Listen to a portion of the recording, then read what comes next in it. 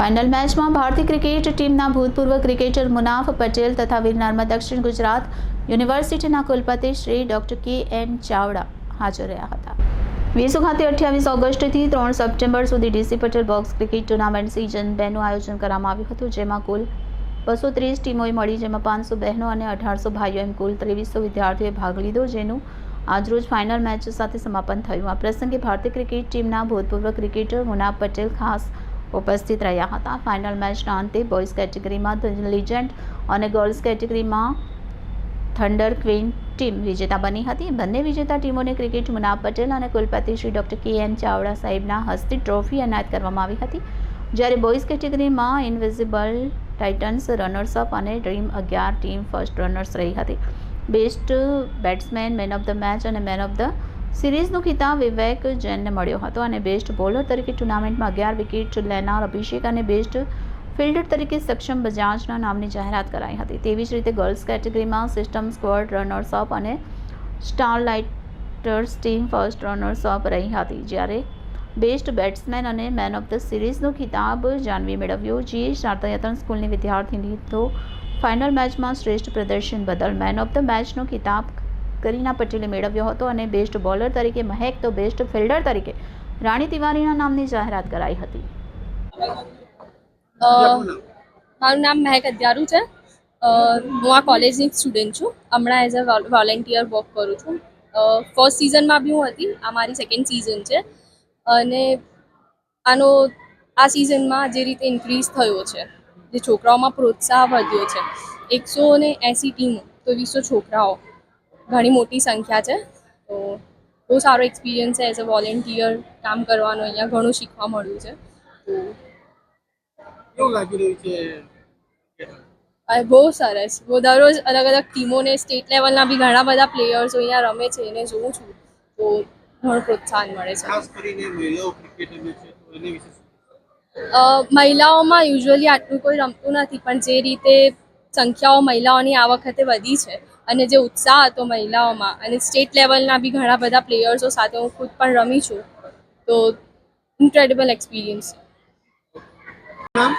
મારું નામ હર્ષ છે. ડીસી પટેલ દ્વારા જે આપણે બોક્સ ક્રિકેટ ઓર્ગેનાઇઝ થયું હતું, એમાં અમે બધા વોલેન્ટિયર આખી ઓર્ગેનાઇઝ મેનેજ કરીએ છીએ. ફેકલ્ટી સાથે મળીને આખી ઓર્ગેનાઇઝ અમે મેનેજ કરીએ છીએ. જે આખું આ બોક્સ ક્રિકેટ છે એમાં મતલબ 230 ટીમ, મતલબ 2300 સ્ટુડન્ટ, જેમાં 180 ટીમ છે બોયઝની અને 50 જેવી ટીમ છે ગર્લ્સની. તો આખી આ જે મેચ છે, બધા બોક્સમાં કઈ રીતે મેચ ચાલે છે, એ બધું જ કામ અમે ફેકલ્ટી સાથે મળીને આખું ઓર્ગેનાઇઝ કરીએ છીએ. કયા બોક્સમાં કઈ મેચ રમાશે, ક્યારે કઈ મેચ રમાશે, બધું બરાબર ચાલે છે કે નહીં, એ બધું જ કામ મતલબ ફેકલ્ટી સાથે મળીને કરીએ છીએ. બીજી વસ્તુ એ છે કે આટલી મોટી જે ઇવેન્ટ છે, જેમાં એક પણ અત્યાર સુધી કેઓસ થયો નથી, કંઈ પણ ડિસ્ટર્બન્સ નહીં, એકદમ શાંતિપૂર્વક આખી ઇવેન્ટ અમે પૂરી કરી છે. અને આ એઝ અ બીબીએ સ્ટુડન્ટ અમે આ જે ઇવેન્ટ મેનેજમેન્ટનો એક્સપિરિયન્સ છે, જે એકદમ બહુ જ અલગ જ લેવલનો છે. મતલબ કોઈ જગ્યાએથી અમને આ વસ્તુ શીખવા નહીં મળે ને અહીંયાથી અમને ઇવેન્ટ મેનેજમેન્ટ શીખવા મળે છે. ગયા વર્ષે પણ હું આ ઇવેન્ટ સાથે જોડાયેલો હતો, ત્યારે પણ ખૂબ જ મજા આવી. પણ એના કરતાં મતલબ એ ને કે દરેક ઇવેન્ટમાં કંઈક અલગ અલગ કરવા મળે, એમ આ ઇવેન્ટમાં પાછળ કરતાં બહુ જ ચેન્જ થયા છે.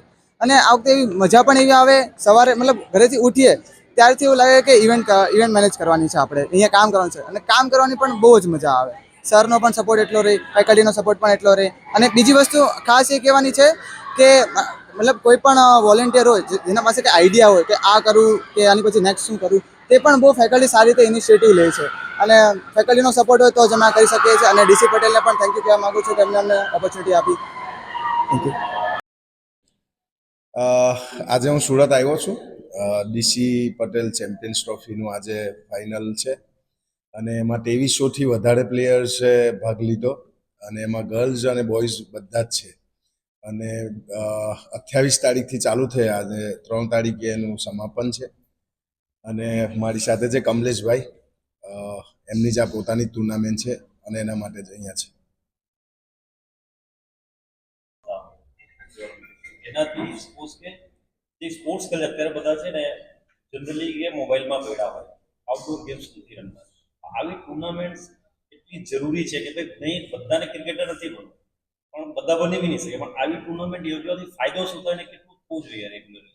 બેઝિકલી સર, આ વસ્તુ શું છે કે હું કદાચ મારા પોતાના સન માટે વાત કરું તો મારે એને સ્પોર્ટ્સ પર્સન ના બને તો ચાલે, પણ સ્પોર્ટ્સ રમવો જરૂરી છે.